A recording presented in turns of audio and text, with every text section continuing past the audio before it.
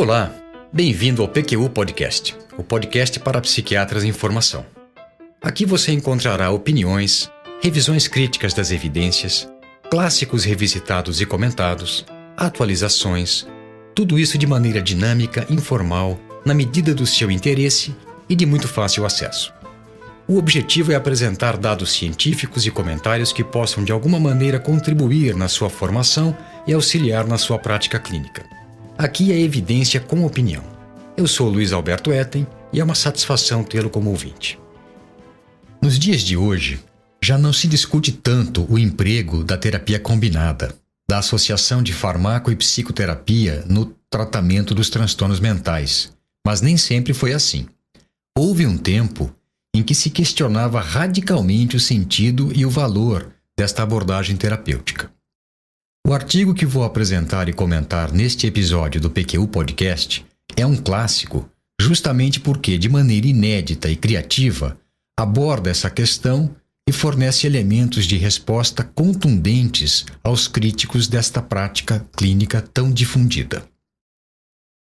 Lembre-se de que o PQU Podcast é feito com recursos próprios, sem patrocínio de espécie alguma. O nosso objetivo não é ganhar dinheiro com ele, e sim divulgar informações que nos parecem importantes e necessárias na formação de um psiquiatra. Agradecemos sua atenção e lhe pedimos apenas que o divulgue para amigos e colegas. O título do artigo que apresentarei no episódio de hoje é Psicoterapia e farmacoterapia para a depressão se opõem? Ele foi publicado no Archives of General Psychiatry em 1981. E seus autores são Bruce Rounsaville, Gerald Klerman e Myrna Weissman. Já à época, expoentes da pesquisa clínica em psiquiatria e, posteriormente, os idealizadores e grandes divulgadores da terapia interpessoal como modalidade de psicoterapia breve para pessoas com depressão, cuja origem, aliás, remonta justamente a este e outros ensaios clínicos que eles realizaram. Mas essa faceta do tema de hoje, a psicoterapia interpessoal e sua utilidade na prática clínica, será abordada em outro episódio do PQU Podcast. Embora a associação de psico e farmacoterapia, denominada terapia combinada, seja frequentemente utilizada no tratamento de pacientes com depressão, como também nos dias de hoje de pacientes com outros transtornos mentais, ainda há especulações de que haja interações negativas quando as duas modalidades são utilizadas conjuntamente. No início da década de 80, diferentemente de hoje em dia, quando essas especulações provêm de vozes isoladas, elas eram muito intensas e provenientes de grupos bastante influentes. Foram várias as propostas para explicar o suposto conflito entre psicoterapia e o tratamento medicamentoso, muito mais baseadas em questões teóricas e argumentações ideológicas do que com base empírica. Valendo-se de um ensaio clínico comparativo de psicoterapia, farmacoterapia e terapia combinada, os autores discutiram a validade de 6 hipóteses de efeitos negativos do tratamento combinado de pacientes com depressão unipolar, atendidos em nível ambulatorial, na unidade de pesquisa em depressão da Universidade de Yale, em New Haven, no estado americano de Connecticut, e da Unidade de Serviços de Pesquisas Clínicas, do Hospital Estadual e da Tufts Medical School, ambos em Boston, Massachusetts. Depois de uma semana de observação intensiva sem tratamento, que serviu para excluir da amostra pacientes com remissão espontânea, 81 pacientes, entre 18 e 65 anos, com depressão unipolar sem sintomas psicóticos, foram randomizados em 4 grupos de tratamento. Só psicoterapia, que consistia em uma sessão individual semanal de terapia breve focalizada nas relações interpessoais do paciente e nas suas habilidades sociais, com duração de 50 minutos. Só farmacoterapia, no caso, amitriptilina, em dose flexível entre 100 e 200 mg por dia. Psicoterapia e farmacoterapia combinados, no qual ambas as abordagens foram utilizadas. E um grupo chamado um grupo controle de acompanhamento clínico, sem agendamento programado, que consistia basicamente em contato com um médico disponível, se necessário. Os dados deste último grupo, eles não foram utilizados na análise que eu descreverei a seguir. O estudo durou 16 semanas e foram feitas avaliações, 1, 4, 8, 12 e 16 semanas após o seu início. Somente os 56 pacientes que completaram pelo menos 8 semanas de tratamento foram considerados na análise que estou apresentando, já que dificilmente haveria diferenças nos parâmetros estudados nos pacientes que receberam tratamento por menos tempo. Também houve a preocupação em se realizar uma avaliação de segmento 1 ano depois do término do ensaio clínico.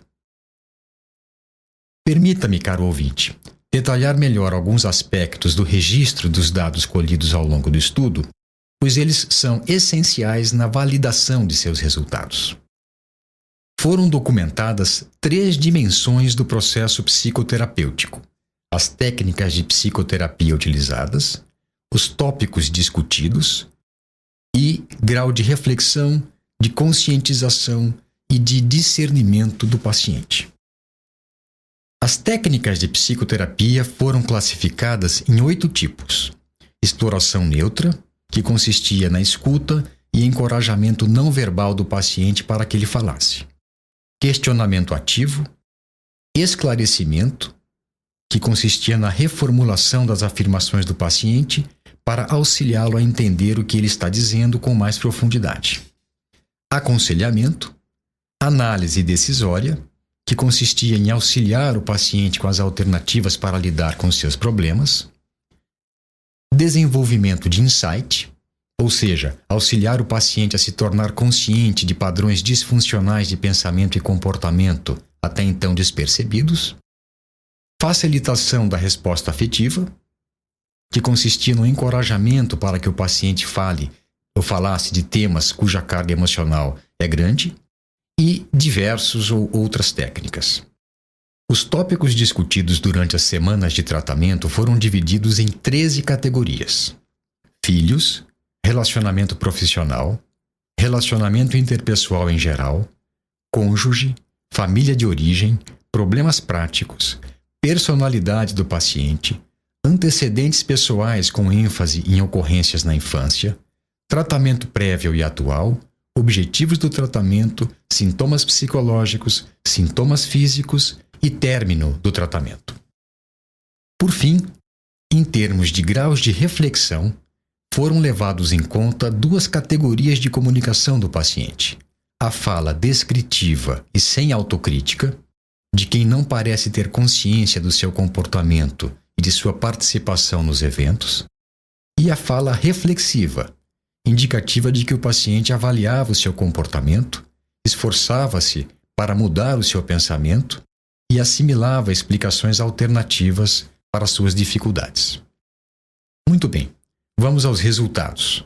Mas antes é preciso esclarecer que as propostas de interações negativas entre psicoterapia e tratamento medicamentoso dos transtornos mentais eram mais comuns à época e defendidas pelos proponentes de cada modalidade isoladamente. Ou seja, por um lado, psicoterapeutas se opunham ao uso de medicação, dizendo que ela prejudicaria o rendimento da psicoterapia, e se isso tiver algum fundamento, seria de se esperar que os pacientes do grupo da terapia combinada não apresentassem resultados tão bons quanto os do que só receberam psicoterapia.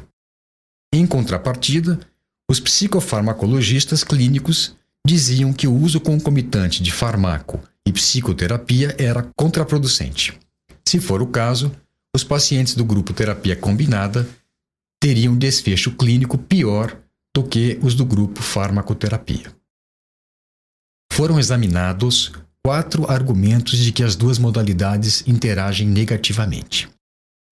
O primeiro foi denominado efeito placebo negativo e sustenta que o uso da medicação seria danoso para a conduta psicoterapêutica, independentemente de qualquer efeito farmacológico, porque criaria atitudes antiterapêuticas, tanto por parte do terapeuta quanto do paciente.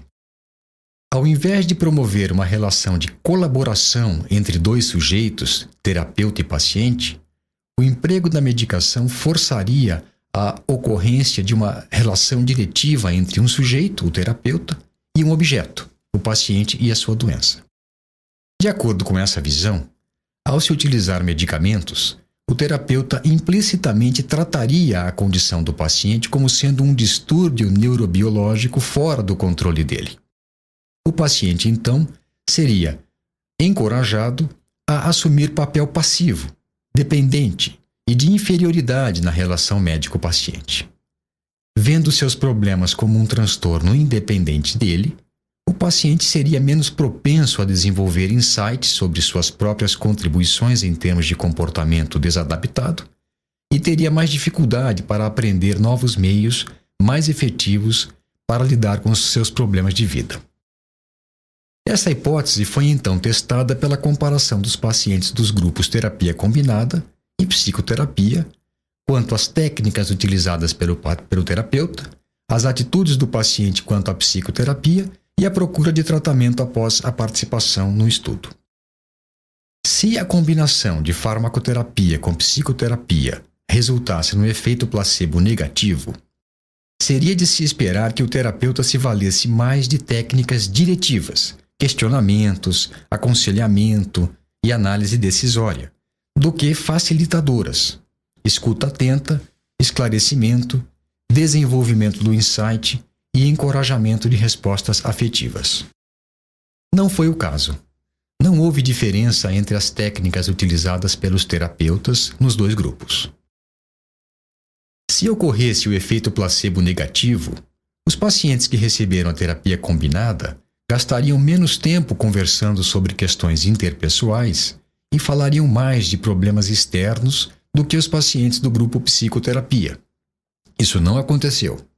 Apesar dos pacientes do grupo terapia combinada gastarem mais tempo falando do tratamento medicamentoso, posologia e efeitos colaterais principalmente, eles não deixaram de discutir aspectos interpessoais. Da mesma forma, no caso de efeito placebo negativo, seria de se esperar que os pacientes da terapia combinada fossem menos afeitos à reflexão e mais superficiais do que os pacientes da psicoterapia.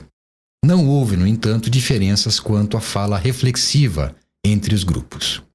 E, por fim, na avaliação feita 1 ano após o estudo, pacientes de ambos os grupos disseram que procurariam alguma forma de psicoterapia como primeira escolha para um tratamento futuro, indicando que não se sustenta a ideia de que a adição de farmacoterapia à psicoterapia levaria a atitudes antipsicoterapêuticas.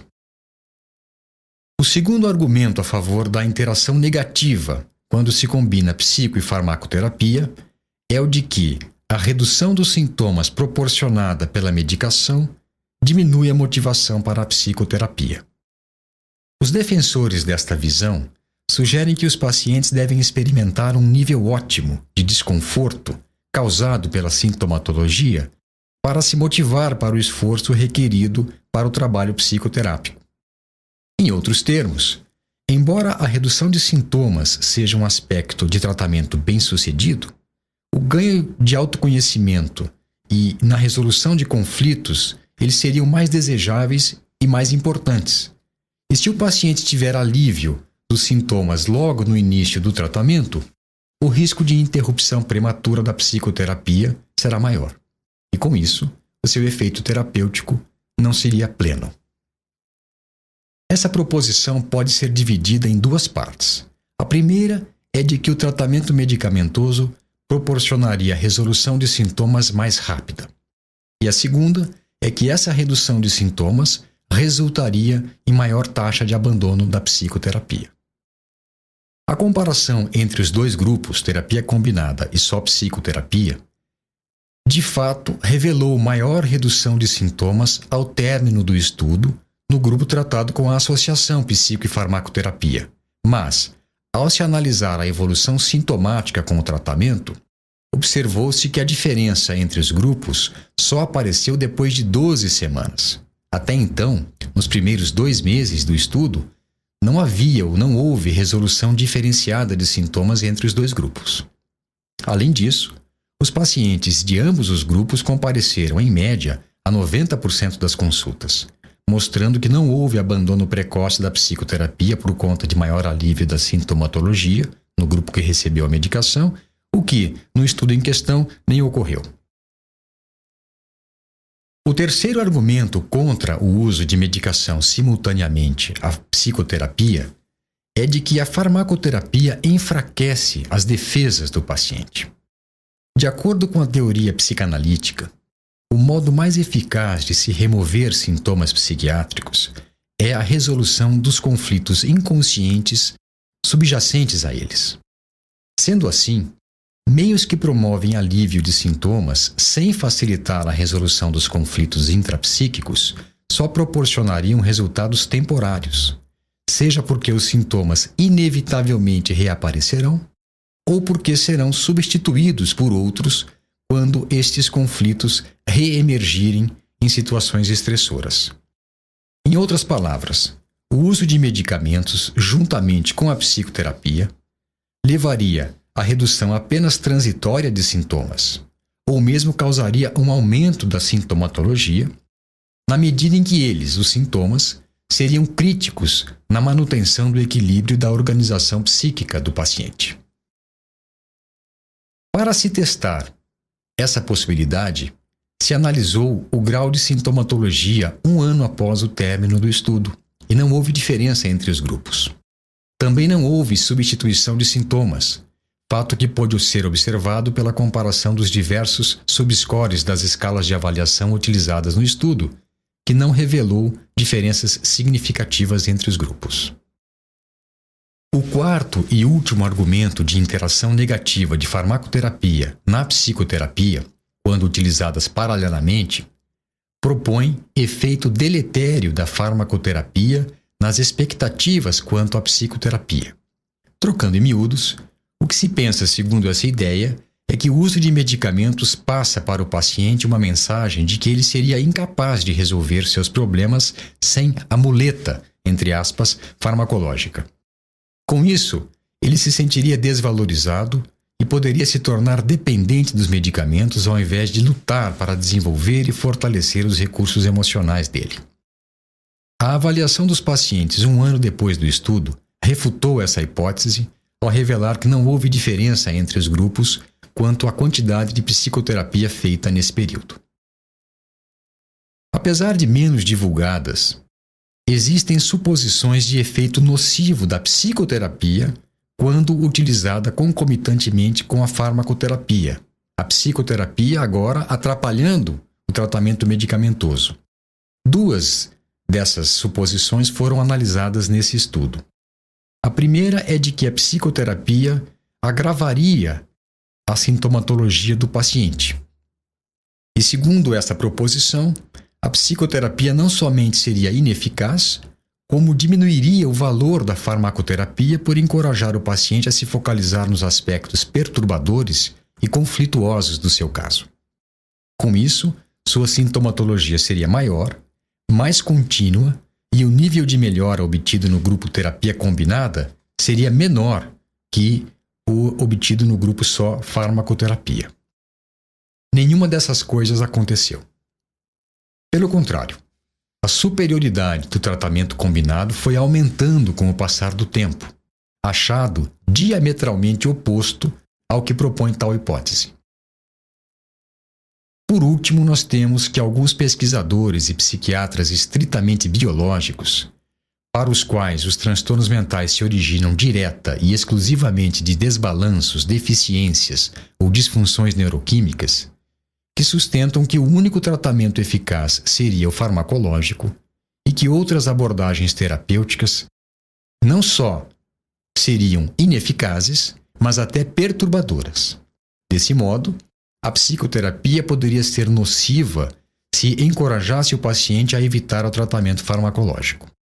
Em 1 ano de seguimento, isso não foi observado.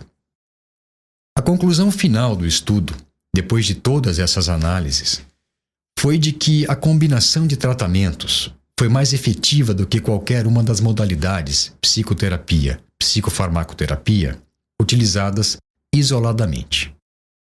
Esse trabalho que acabo de apresentar foi um dos primeiros a avaliar a eficácia da terapia combinada para casos de depressão.